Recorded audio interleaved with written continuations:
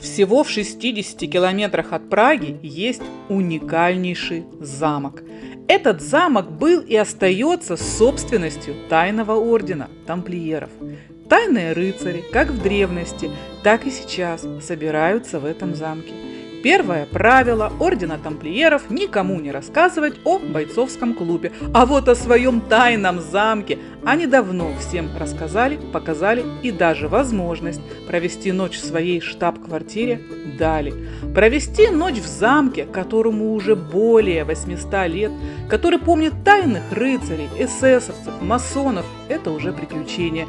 Да и вообще, вот уже 80 лет замок хранит в себе тайну, которую никто и никогда не раскроет. В общем, добро пожаловать в замок Збирох. В общем, приехали мы в замок, который называется Збирох, и сейчас идем на чек-ин и покажем вам внутреннее убранство замка-отеля. Вообще, этому замку Збирох, ему более 800 лет, и он считается одним из старейших замков Чехии. Нет. Вот. С этой стороны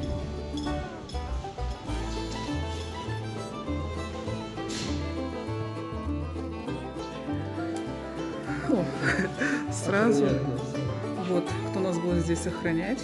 Рыцарь без страха и упрека. И покой число 7, то есть номер, комната, дословно, комната номер 7. 6. Ага. Также комната номер 7, комната номер... Вот она.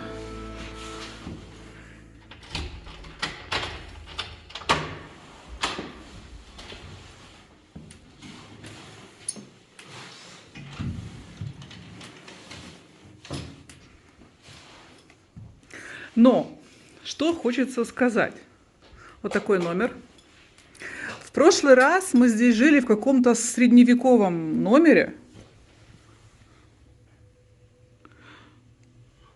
Если я найду видео, оно у меня есть точно, я покажу, какой номер был у нас в прошлый раз. Честно говоря, прошлый номер, он более такой аутентичный, более красивый. Ну, не красивый, это тоже красивый, это просто красивый номер.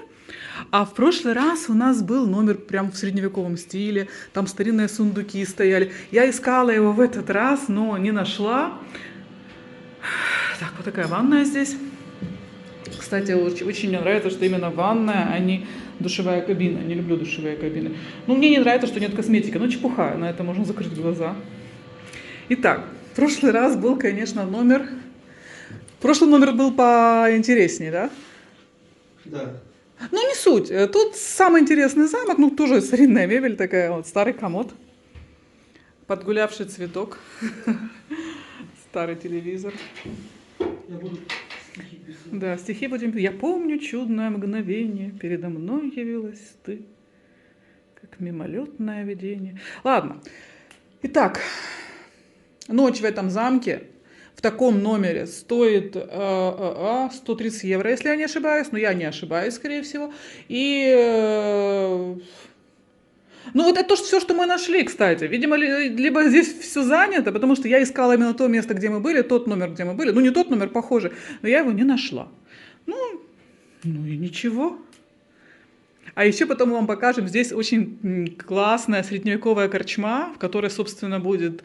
Мы поужинаем, и в которой завтрак включен в проживание.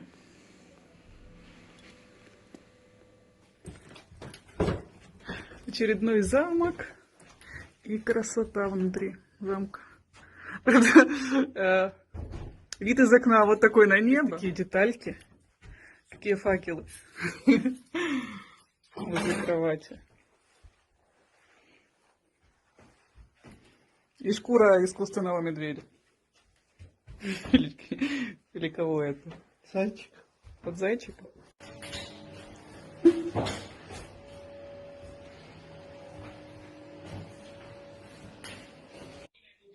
А какой тамплиерский шкаф в прихожей здесь стоит? Ой.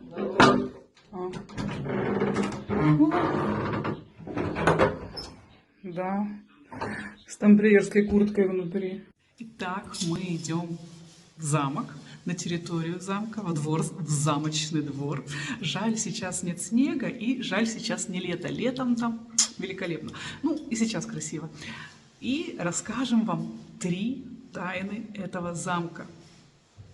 Они очень интересные. Но, ладно, потом продолжу. Рецепции нет никого. Смотрите, какая здесь рецепция.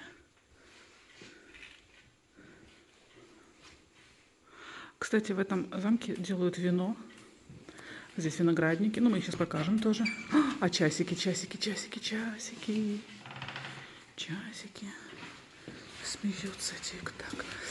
В этом замке делается вино. Оно дорогое, потому что его мало. Но здесь его можно купить. Отель замка 5-звездочный. Итак, вот такой господин с мушкетом, или с чем это, нас охраняет. Так, вот внутренний дворик замка. Ну, мы сначала, может, с него зайдем. В этом внутреннем дворике, вот, с правой стороны, есть корчма средневековая. Мы сегодня, конечно же, обязательно в корчму сходим. А еще с Нового года, смотрю, елочные украшения не убрали с елок. Значит, когда стемнеет, здесь будет новогодняя атмосфера. Сходим сегодня в корчму. Там подают прекрасный рыцарский борщ. И тайну этого борща мы вам тоже расскажем.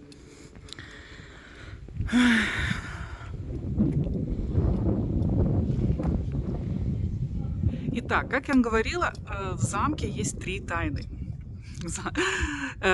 Ну, их больше здесь, конечно, но 3 основные. Ну, я хочу начать с последней. Я сейчас все подробности этой последней тайны вам не расскажу. Обсудим мы эту последнюю тайну чуть позже, но начну именно с нее. Итак, замок заминирован. Сейчас мы находимся на самой настоящей пороховой бочке.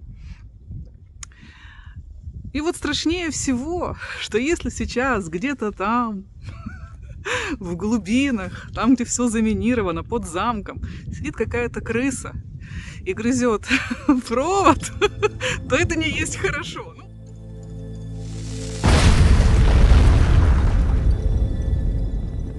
В общем, ладно, тайну о том, как этот замок заминировали и почему его заминировали, мы расскажем позже. Начнем сначала с первой тайны замка. Итак, первая тайна замка.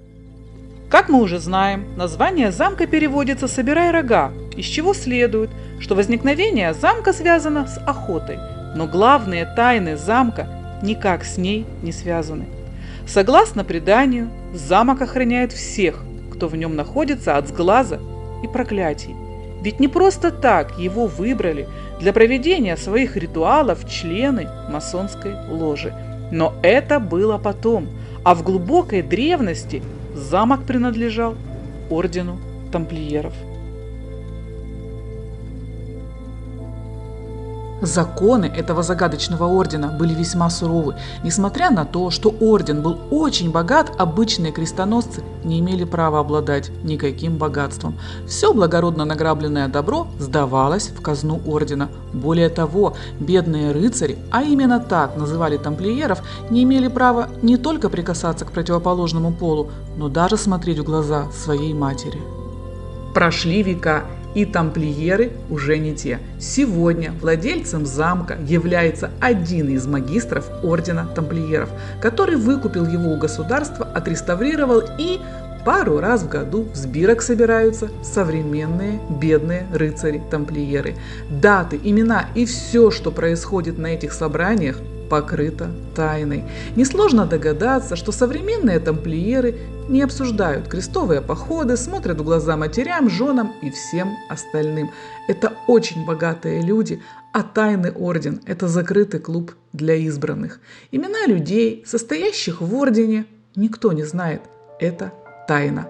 В общем, никогда не знаешь, а вдруг сосед дядя Петя тайно посещает сбирух. Разглашать тайну можно только после смерти рыцаря. В октябре 2019 года Чехия простилась с самым знаменитым чехом в мире Карлом Готом. У его гроба лежал почетный крест члена ордена тамплиеров. И вот что. Здесь можно не только разместиться и пожить, а можно просто приехать на экскурсию. Вот здесь вход, где вы можете купить билеты, и вас отведут в замок. И это стоит того. Это стоит того. Ну, а мы продолжим. Итак, тайна номер 2. Вообще, замок Сбирох – чемпион по тайнам. Он не только был и остается штаб-квартирой ордена тамплиеров, но еще в нем собирались масоны. А во времена Второй мировой войны его занял главный штаб СС, специалисты которого прослушивали отсюда всю Европу. Но самая главная тайна замка прячется в колодце, который считается самым глубоким в Европе. За пару недель до окончания войны возле замка приземлился самолет, из которого выгрузили какие-то ящики и загрузили их в шахту колодца. После этого шахту не только заминировали, но и снабдили особо чувствительными датчиками.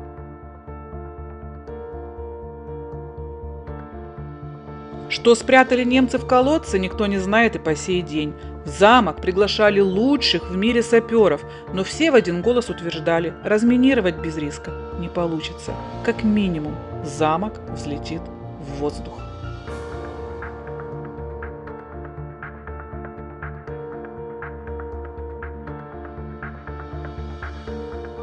Вот здесь растет местный виноград. Прямо на склоне перед замком. И вино, я уже говорила, его продают здесь в замке. Шато Сбирох называется это вино. И стоит оно довольно недешево. Ну, вино этой темы уникально, что оно здесь растет. В замке Сбирох. И прямо здесь вы его можете купить. И для тех, кто не знаком с чешским вином, советую познакомиться. Но главное с югоморавским. Ну и здесь неплохие вина.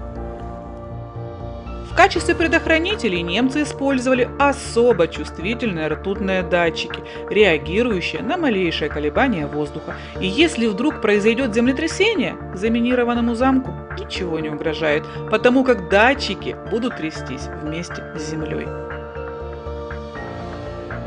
Я расстраивалась из-за отсутствия снега, но ха-ха-ха-ха, красиво же как. Можно и без снега здесь быть. Летом, кстати, здесь проводится очень много свадеб. И провести свадьбу в Сбирох удовольствие очень дорогое. Вообще, как бы, свадьбы в замках стоят недешево. У нас знакомые выдавали замуж дочь этим летом, прошлым уже летом, в замке у знакомого. И это обошлось в очень круглую сумму. А здесь, в Сбирохе, кстати, вот это окно, большое такое, там находится зал, в котором когда-то писал Альфонс Муха свою знаменитую славянскую эпопею. Альфонс Муха здесь жил и творил.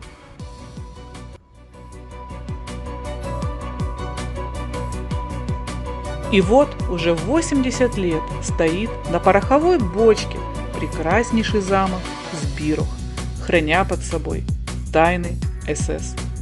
По предположениям американских специалистов, в шахте самого глубокого колодца спрятана янтарная комната. Но это еще не все тайны замка.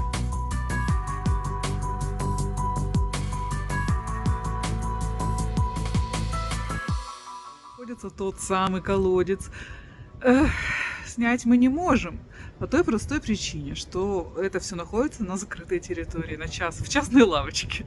Потому что здесь есть вот закрытая территория, которых никого не пустят.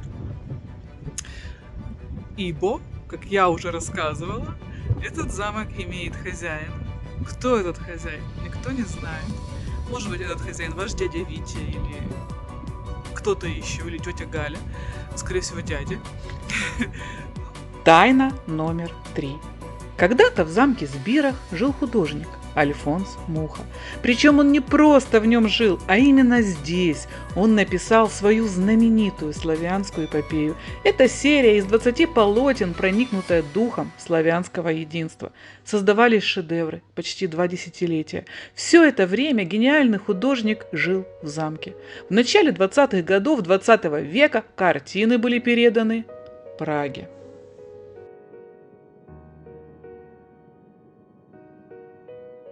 Вот видите, здесь еще можно, например, посадить дерево, как это сделали Яна и Любаш 7.7.2012 в знак своей любви. Видимо, у них здесь была свадьба. Вон там еще кто-то посадил. Филипп и Маркета. Кстати, о заминированном замке. Американцы вообще утверждают, они уверены, там чуть ли не на 100%, что там янтарная комната действительно. И они настаивают, давайте взорвем этот замок. Мы когда здесь были, когда-то еще давно на экскурсию приходили, нам экскурсовод это рассказывал, что американцы очень сильно настаивают на том, чтобы взорвать замок. Но если взрывать замок, как солнце светит, если взрывать замок, то взлетит, как было, чтобы вот так, то взлетит в воздух вся округа. Потому что там так сильно, минировали на совесть. Вот, что, им-то не жалко, господи, они страны целые взрывают, чем тут замок взорвать. Потому что они уверены, что там янтарная комната. Типа это их янтарная комната, как и все в мире. Вот, и они все вот настаивают на том, чтобы этот замок к чертям взорвали, янтарная комната стоит дороже. Но, слава богу, никто на это не идет и начнет взорвать замок. У себя там дома взрывайте, что хотите. А если там янтарная комната? Нет ли там янтарной комнаты? Не знаем. В общем, замок хранит в себе эту тайну уже почти 80 лет. Может быть, когда-нибудь его разминируют. И тогда, если мы доживем, мы узнаем. Идем гулять по замку дальше. А еще на территории замка есть тюрьма. В тюрьме все в лучших тюремных традициях. В ней нет окон, на полу деревянные колодки, оковы для рук и ног, на потолке крюк, к которому оковы крепятся. И вот здесь начинается очередная тайна. Если гостю, остановившемуся в отеле, мало того, что отель заминирован, и хочется пощекотать себе нервы еще больше, то добро пожаловать в тюрьму. О том, что вы хотите заселиться в тюрьму, вы сообщаете при заселении. Вам выдают небольшой химический туалет и сухой паёк, выключают свет, закрывают дверь и приходят за вами только утром. А вы сидите в абсолютной темноте и наслаждаетесь. Если понравится, то срок можно продлить. И, выйдя на свободу с чистой совестью, набить себе купола и болтать по фене. Но не только желающих продлить срок пока не было, а даже до конца его никто не отмотал. После полуночи все гости, которые просились в тюрьму, требовали помилования и, выйдя по УДО, на свободу мчались со всех ног в свой 5-звездочный отель. Причем все как один рассказывали, что видели фигуру в белом и слышали голоса. Кстати, о фигурах. В 20 веке во время одной из попыток разминировать колодец один чешский специалист после того, как его опустили на глубину, вдруг начал звать на помощь и требовать его поднять на поверхность. Его подняли, и он в ужасе рассказал, что внизу его окружали люди в средневековых одеждах. В колодец повторно опускаться он отказался. Его увезли в больницу, и там подтвердили диагноз, что психически с ним все в порядке. И несмотря на то, что он утверждал, что видел людей в пустом колодце, сумасшедшим его не сочли. Сейчас этот человек живет в городе Плзень и работает психоаналитиком. От истории о людях из колодца не отказывается, все так же утверждая, что они там. А вообще здесь еще есть очень вкусная харчевня, таверна, не знаю, как это правильно называть. И там самый уникальный в мире борщ, потому что он тамплиерский и в общем, рыцарский. А почему борщ? Видимо, потому что там потомок древних тамплиеров Ирина, повар. Потом там мы еще встретили охранника Василя. Ну, я не знаю, если они в этом году тоже там будут заседать, эта компания. Ну, борщ у них очень вкусный. Ну, в общем, работали, когда мы тут были в прошлый раз, люди из Украины в ресторане, и очень вкусно готовили. Смотрим, если тамплиерский борщ мы сегодня отведаем. А вот здесь, кстати, да, вот смотрите, какое что-то древнее. И скамеечки такие. На руинах старого замка практически можно посидеть. Ну, как-то не... Да, отсюда стреляли, и вот... Ну, не хочется сесть, но так выглядит не сильно тепленьким и уютненьким. Да. И вот стоит этот замок. Сколько лет? Что он видел на своем жизненном пути? Эдик, у меня закончился текст. Вообще, конечно, Чехия бесподобна в плане замков. Мне кажется, опережают Чехию только Бельгия и Франция по количеству замков как бы, на каждый квадратный километр. Я не знаю, как в Бельгии и Франции. Никогда там не ночевала в замках. Но в Чехии... Не, во Франции точно есть замки, в которых можно ночевать, мы никогда не доедем. А вот в Чехии, конечно, мы очень часто бываем в таких замках. Это не единственный, само собой. Кто знает знаменитый замок глубоко над Волтавой? Вот вы знаете, что там можно переночевать? Мы там ночевали. Замок в Валтице, красавец, дворец даже, который принадлежал знаменитым князьям Лихтенштейнам. Там можно переночевать. В общем, замков здесь, в которых можно вот так приехать и пожить, много. Мы, наверное, уже все объехали, но мы можем поехать по второму кругу, нам несложно. И очень все, я все о нем рассказываю, но все никак не доедем тоже.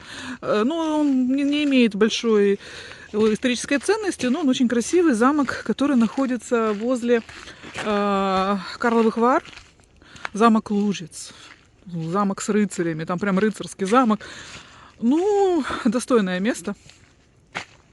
Какой здесь прекрасный лес вокруг замка. Ну, Збирух. Вот здесь охотились на оленей когда-то. А вот здесь уже такая уставшая. Еще в 2009 году Петра и Михал посадили дерево 9 мая 2009 года. О, снимаю черти что, вот. И оно уже выглядит как на старом кладбище, если честно. Надеюсь, Петр и Михал до сих пор вместе. С 2009 года. Так. Ну, мы идем гулять по территории, которая вокруг замка.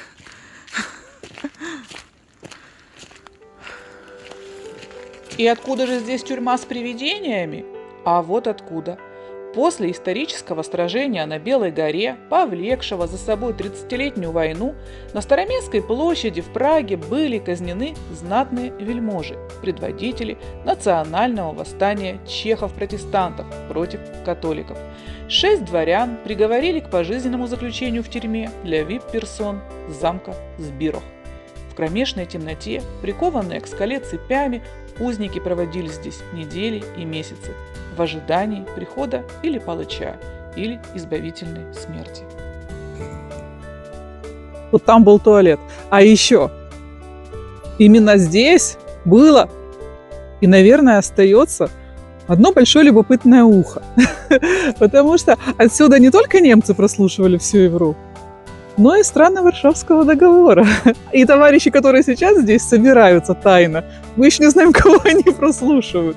Так что...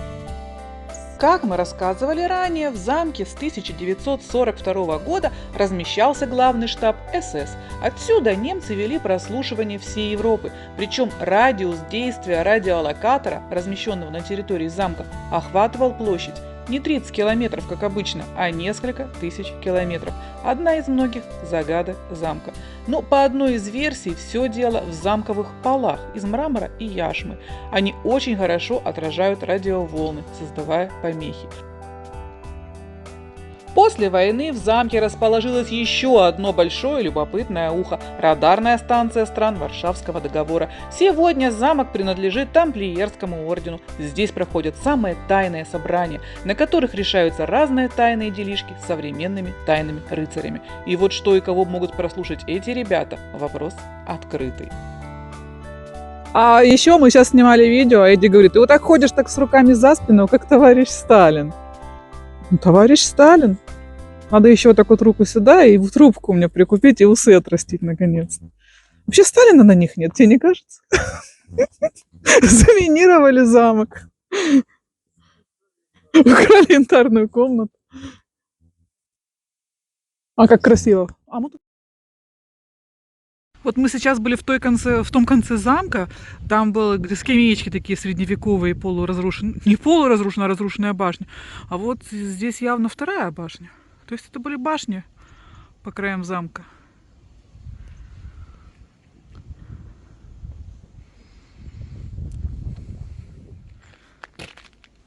Ну а здесь нет скамеечек.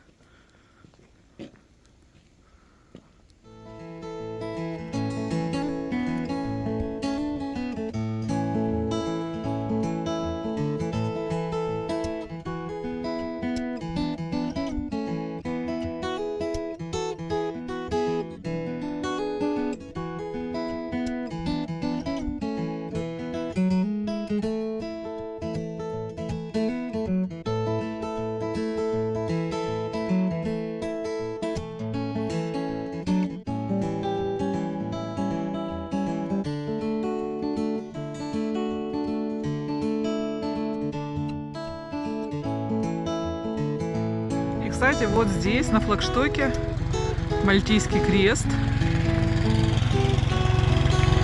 Там чешский флаг. Итак, вот она, замыцкая корчма. То есть замковая корчма. Вот она. И сюда трактор привез дрова.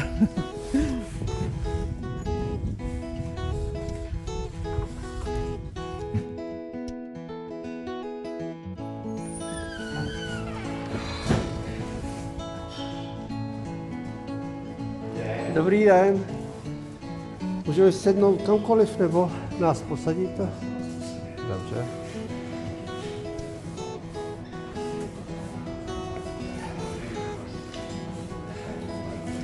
Díky.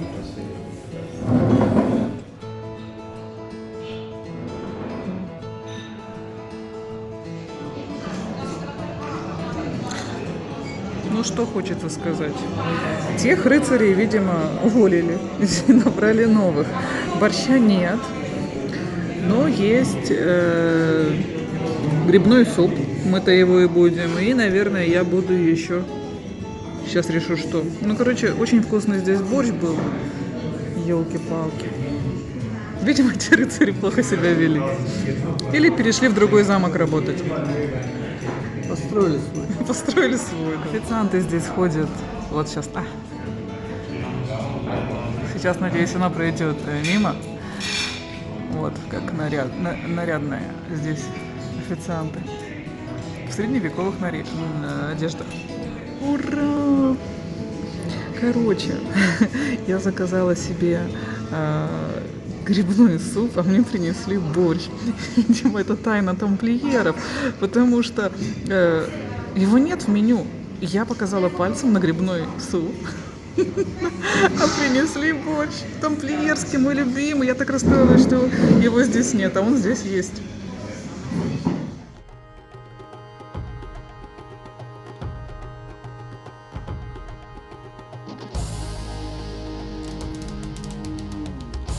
Заказали тамплиерский борщ. Алексей заказал суп с чем? С фрикадельками. Не, ну в меню не написано, что темплиерский борщ. Ну, в меню вообще о нем ничего не написано. Заказали горячее вино. И потом будет второе. Это самый вкусный борщ из всех, которые я ела. Я, честно говоря, вообще не умею варить борщ, хоть я приехала из Украины.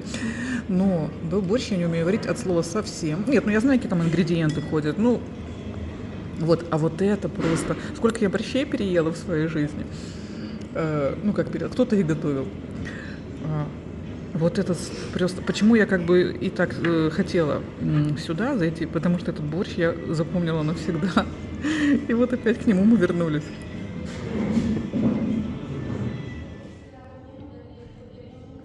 Короче, борщ рыцарский.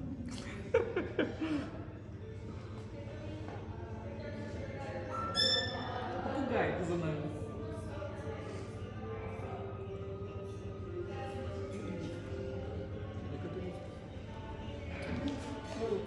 И что у нас еще? Еще у нас утка с стегну, бедро, кнедлик, но это карловарский, как я вижу, кнедлик. Вот такой. Ага. И квашеная капуста. Здесь ее готовят, как и в Германии, собственно, она в теплом виде подается. Ну, в общем, ну, честно говоря, борщ, конечно, это было что-то. Кстати, утку очень хорошо приготовили, она такая мягкая, прям аж распадается. И очень вкусная капуста. Ну, а кто не пробовал карловарский кнедлик, его обязательно нужно попробовать. Кстати, мне из всех кнедликов, наверное, все-таки карловарский самый вкусный.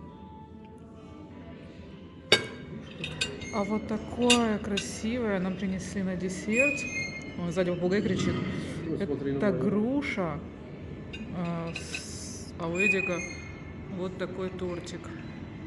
А еще здесь, прямо за нами, сидит... Их два. Они целуются. Они целовались только что.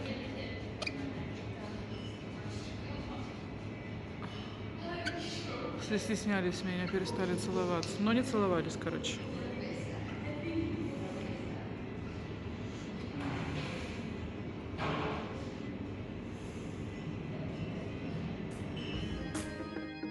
В общем, в корчме все в лучших традициях средневековья. Чучело животных, слава богу, искусственных, играют золотые шлягеры 15 века, официанты в средневековых нарядах и кухня 10 из 10. Очень рекомендуем это место. Так, посидели мы в этом харчевне, все время хочу сказать, корчма. Посидели мы в Посидели мы в корчме. Борщ 2 раза. Ну, я один борщ, Эдик. Этот суп с фрикадельками. Потом второе. Десерт. Все очень вкусно. Но все-таки не стоит забывать, что это 5-звездочный отель. И при отеле ресторан. И несмотря на то, что это все рассчитано на туристов, конечно, все очень вкусно. Прям очень. Десерт великолепный. Ну, борщ вообще. Я говорю, что я не умею готовить борщ. Почему? Потому что я его не сильно и люблю, по большому счету. У нас на юге Украины, может, его неправильно готовят, не знаю. Вот. А здесь прям очень вкусный борщ. И за все мы заплатили где-то 70 евро, да? Ну, да, 1500 крон.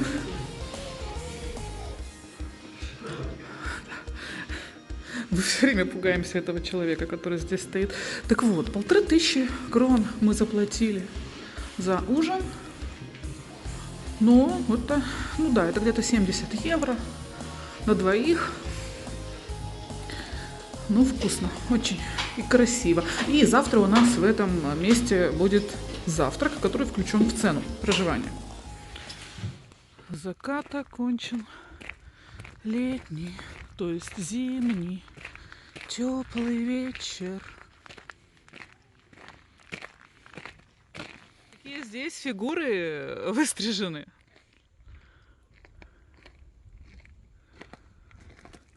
Тебя я в этот вечер не замечу.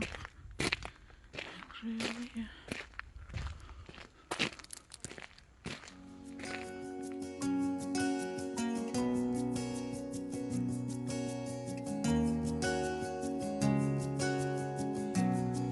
А здесь еще и подсветка какая будет. И когда стемнеет, будет красиво. Вот замок высится, во-первых, над деревенькой, которая впереди. И если он будет весь в огнях, то прям совсем-совсем красиво будет.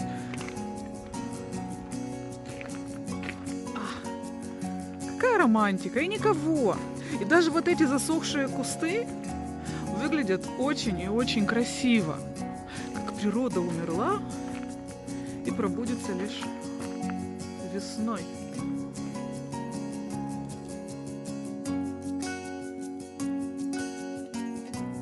А вот здесь посмотри, какая неведомая дорожка. Тропа вниз. Заросшая и красивая. Идем посмотрим.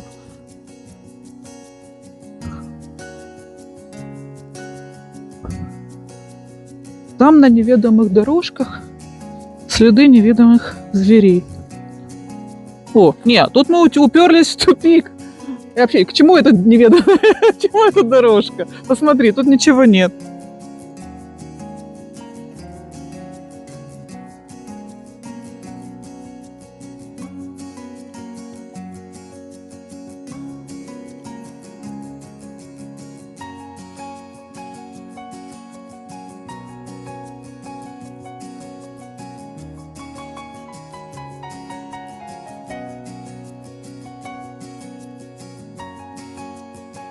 А еще за вот это огромное количество лет, замок очень старый, так вот, он принадлежал очень многим, очень часто менял хозяев, и одним из хозяев этого замка был король Отокар, чешский, очень знаменитый и один из самых богатейших. Знаменит он еще тем, что основал город Калининград. Ну, тогда он не назывался Калининградом, конечно. Но вот, замок Сбирох принадлежал этому королю.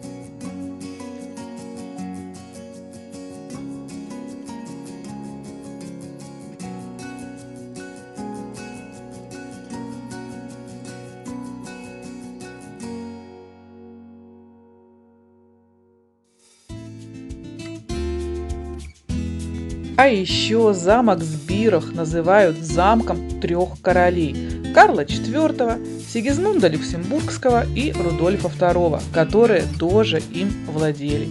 Нередко замку приписывают эпитет «самый». Его крепостные стены поставлены на самой отвесной скале. Его колодец является самым глубоким в Европе. Некогда в стенах замка находились самые законспирированные шпионские штаб-квартиры. А сейчас здесь проводятся самые тайные собрания.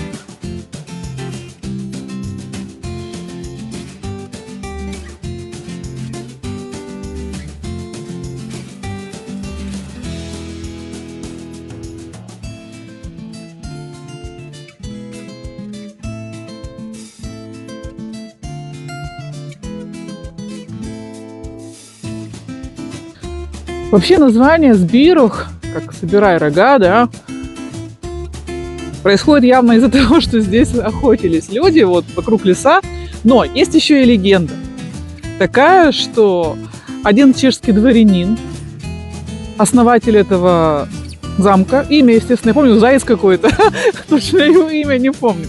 Так вот, он сюда приехал на охоту в местные леса, потому что мы уже говорили, что здесь была очень хорошая охота. Вот, и пришлось ему на вершине горы заночевать. А когда утром они проснулись, вокруг них были горы горы рогов. Рога, в общем, вокруг них были прям целые горы рогов. Не знаю, как правильно слово «рога» склонять, а? Я рассказываю легенду. Я могу вообще придумать свою, если на то пошло. Я слово «рога» не знаю, как правильно склонять. Горы рогов. Горы рогов. Горы рог были. Ну и вот, что и дало название замку. Они начали собирать эти рога. И этот чешский дворянин, Заяц, он отдал приказ здесь начать строить замок и назвать его, соответственно, «собирай рога». Сбиров. Вот он впереди, господа. А вообще, конечно, прежде чем начать рассказывать эту легенду, я должна была начать так. Было, не было. По-чешски как было или не было. Никто этого не знает. А вообще, конечно, в следующий раз я придумаю свою легенду. Но когда поедем в какой-то другой замок, я начну было, не было. И дальше, все-таки я внучка журналиста. И я умею придумывать истории. Следующая история будет рассказана от себя. Ладно, нет, но эта история правда. Хотя не знаю, может и неправда. Но я ее не придумала. А посмотрите, какой розовый вечер. Вечер, потому что 6 часов вечера где-то. Да? 17:25. Какой красивый розовый закат. Горы здесь виднеются. Мне постоянно кто-то шлет смс-ки. Никого вокруг. Там где-то в деревне люди. Мы возле замка средневекового. Горы, розовое небо. И мы сейчас пойдем пить шампанское в номер.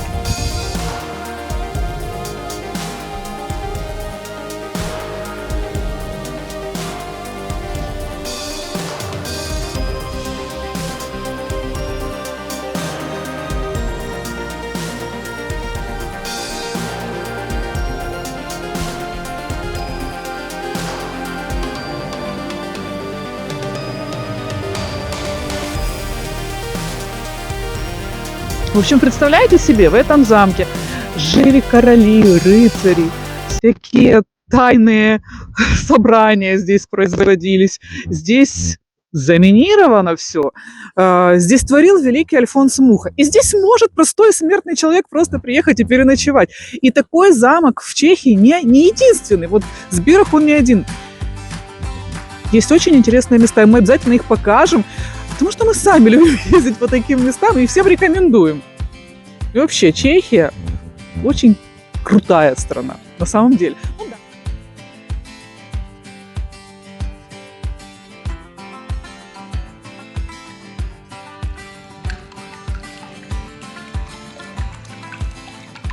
Так, ночь в замке прошла отлично. Замок не взорвался, крыса не перегрызла провод, уже хорошо. Привидения нас тоже не беспокоили. Они здесь воспитанные все-таки много лет. И сейчас мы идем на завтрак. В ту корчму, в которой мы вчера обедали. Или ужинали, что это мы вчера там делали. На улице минус 4 градуса. Кстати, очень свежий воздух, лес вокруг. В общем, красота. Какой вид у нас из другого окна. Я только сейчас это увидела. Вчера вообще не рассматривала. Замок-то на горе, и вот окрестности видны. Но я не знаю, если камера это все передает, но вообще, конечно, хотелось бы так сюда приехать и с недельку здесь посидеть, порелаксовать. Но, увы, нужно ехать на работу домой, в Прагу. Как красиво. И как хорошо жить в замках. Только не в средневековых, а в современных. Тишина аж звенящая. Только там капает что-то. Вода какая-то. И очень пахнет этим деревом горящим. Ну, как это правильно сказать? Коуджем по-чешски. Ну, я же не помню слова некоторые. Ну, как горит что-то. Да, да. Как сжигают дерево, когда...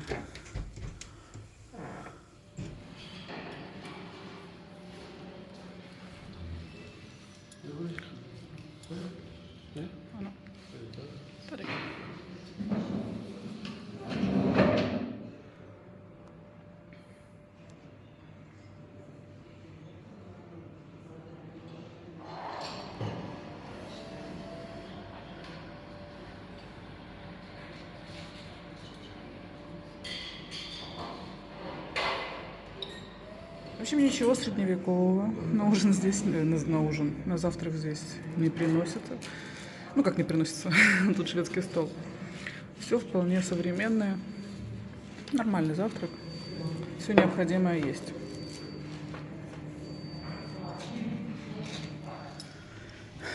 Все, позавтракали. Нормальный здесь завтрак. Вот, буфет. Кстати, здесь еще есть спа. И спа находится недалеко тюрьмы и страшного колосса.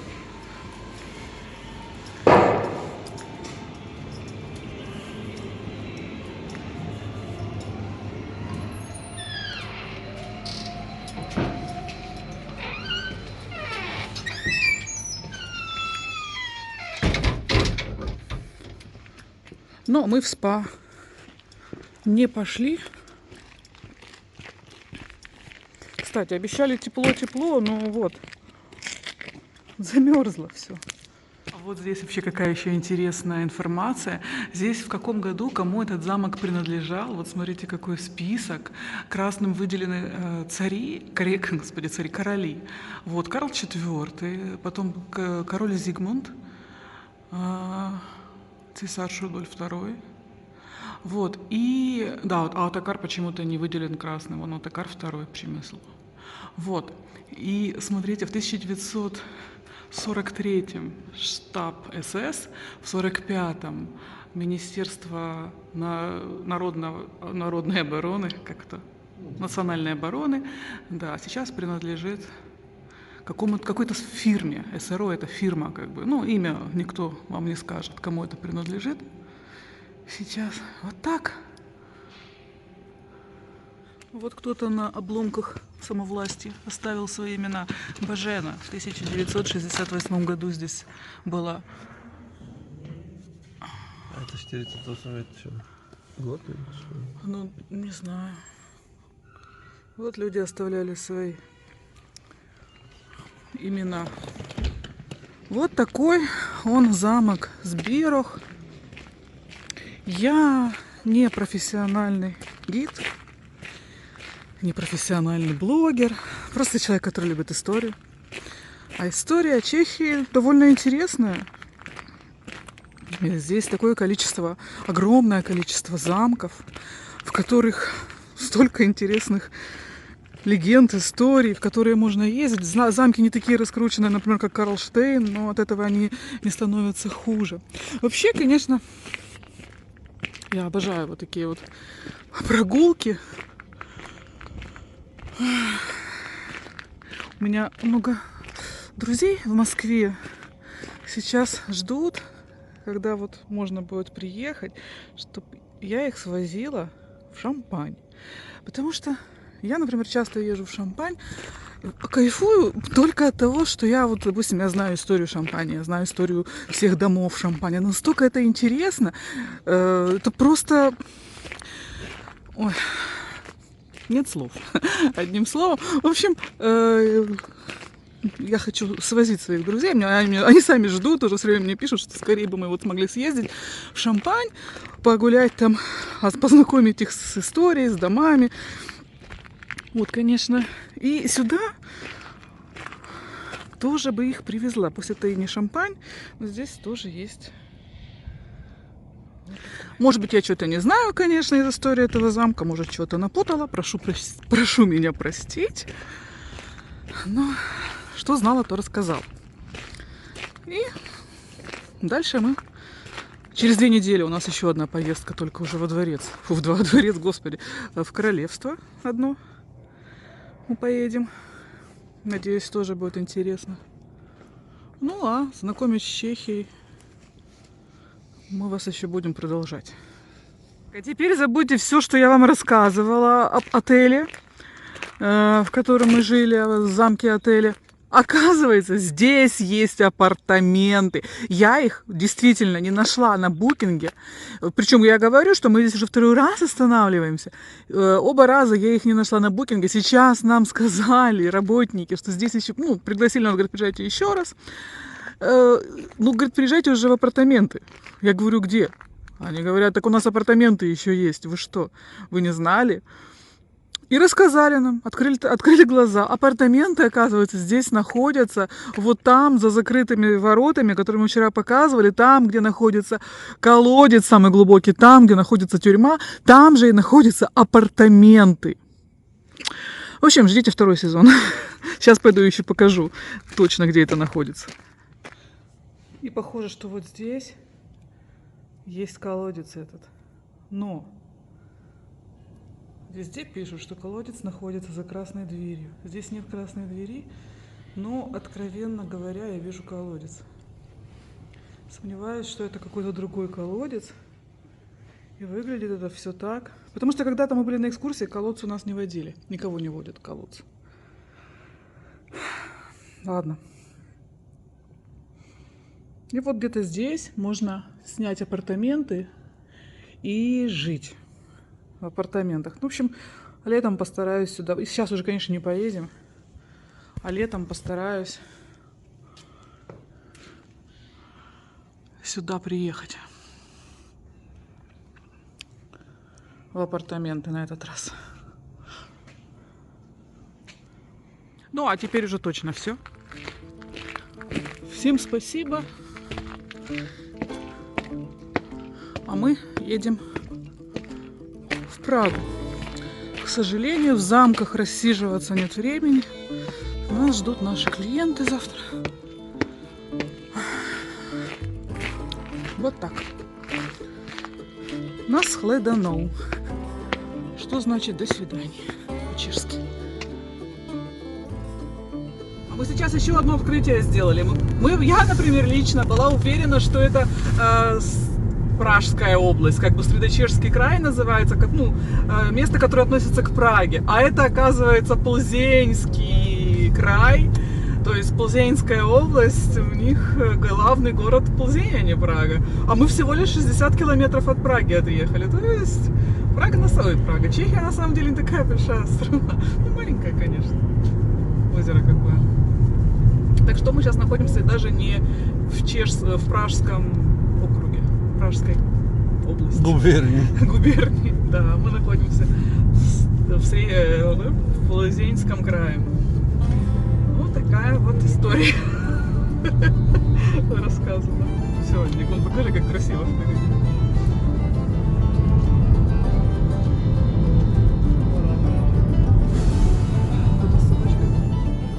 Только выехали из замка, ну не из замка, это деревня, которая называется Збирох, собственно, и сразу же вас витает Средочешский край, то есть вас приветствует Среднечешский край, а Среднечешский край это Прага.